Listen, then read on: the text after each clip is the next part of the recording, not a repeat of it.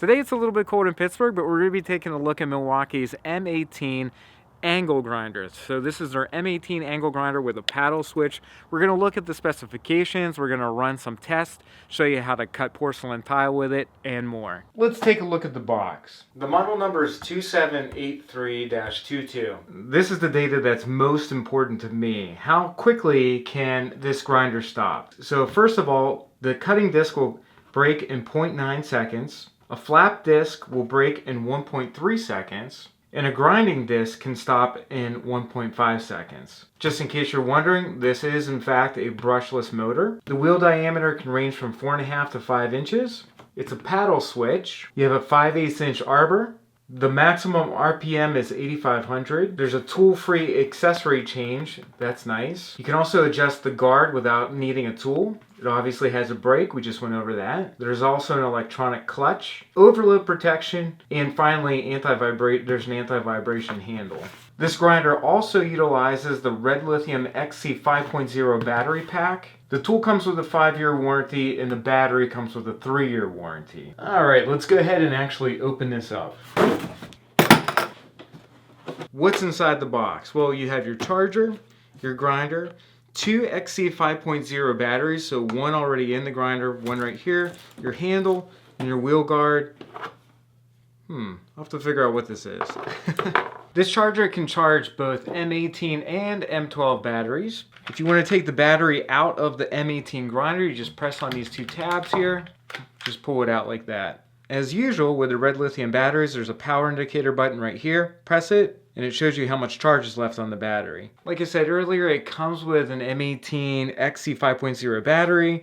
You would just slide the battery on like so until you hear the click. This is a dust guard, and they actually give you an extra one. So this is an extra dust guard to protect the vents at the back of the grinder right here. If you want to remove the dust guard, you just wedge a screwdriver up underneath it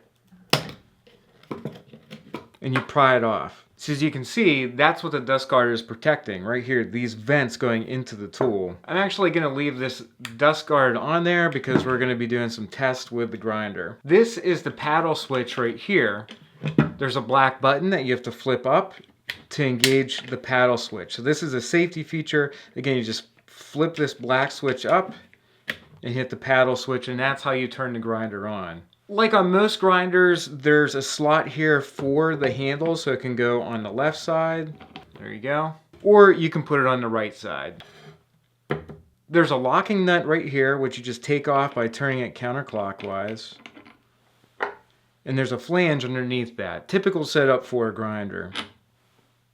The reason why I took them off is I wanted to show you how this wheel guard works. There are detent slots on the grinder that allow you to adjust the wheel guard. There's a guard lock lever right here. You want to press that in, and as you keep it pressed in, you can move the wheel guard. So as an example, I have that lock lever pressed in. I'm just going to move the wheel guard until it slots right into one of these detents right here. It's pretty slick really, and it's nice because you don't need a tool to adjust this wheel guard. You can just do it on your own without any kind of tool. Sweet. And if you want to remove the wheel guard, it's super easy to do that. You just press down on the lock lever, line up the big slot in the wheel guard with this tab here, and you just pull up and take it off. As a side note, to put this flange back on, there's a slot in the flange that lines up with the spindle here. So you just slide this flange over the spindle, and here is your nut. Now, the really cool thing about this is you don't need a tool to tighten this down onto your blade or your disc. There's a little semicircle right here, and this flips up. And what you do is you just tighten down on the nut using that. So it's pretty sweet. So just as an example, you would slide your blade or disc on there, tighten down on it by pressing in on this tab right here. Just lock it in place so the disc or the blade is locked in place, and then you just turn this nut using that semicircle tool. Pretty cool. And then when you're done with that, you just flip it down.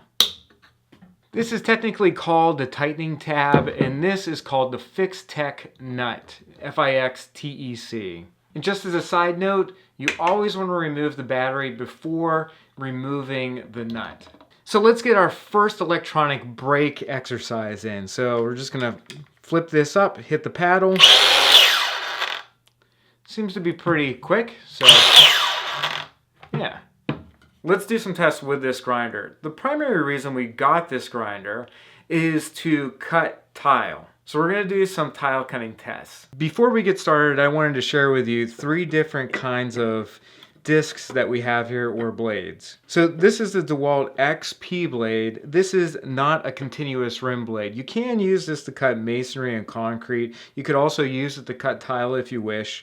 This is a continuous rim blade, meaning it doesn't have these serrations in it like this XP blade.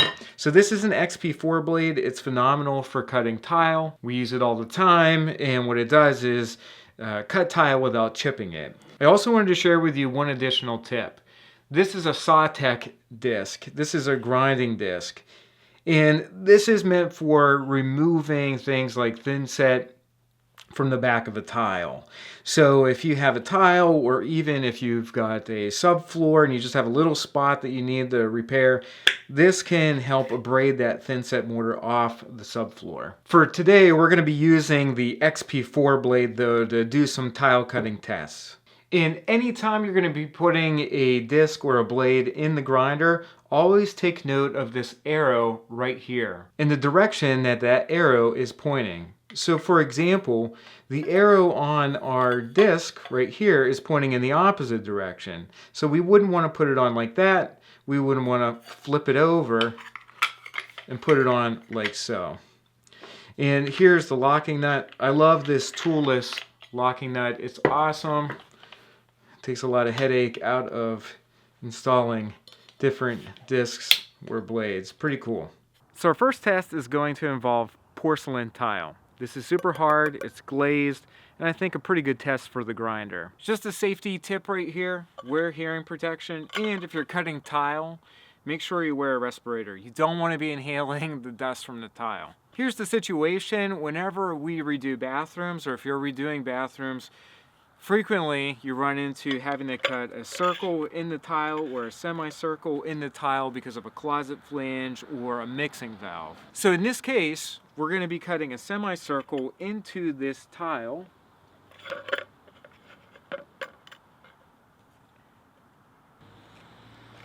And this is going to mimic that kind of a situation.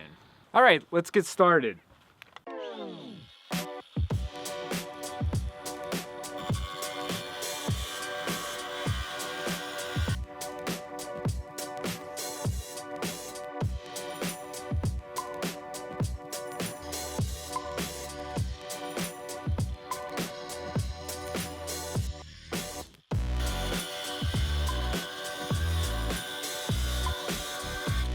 So I forgot to put in a fresh battery, not a big deal.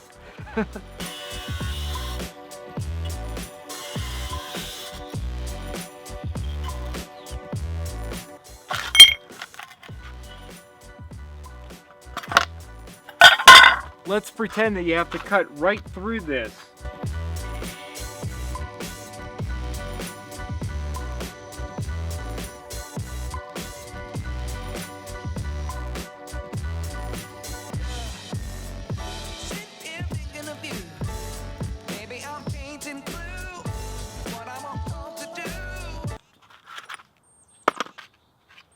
I was pretty impressed with how this grinder worked its way through that porcelain tile. This might be a little bit hard to see, but I wanted to share with you that there were no jagged cuts. Well, this was user error right here on my part, but there really were no jagged cuts or chips out of this tile from the grinder.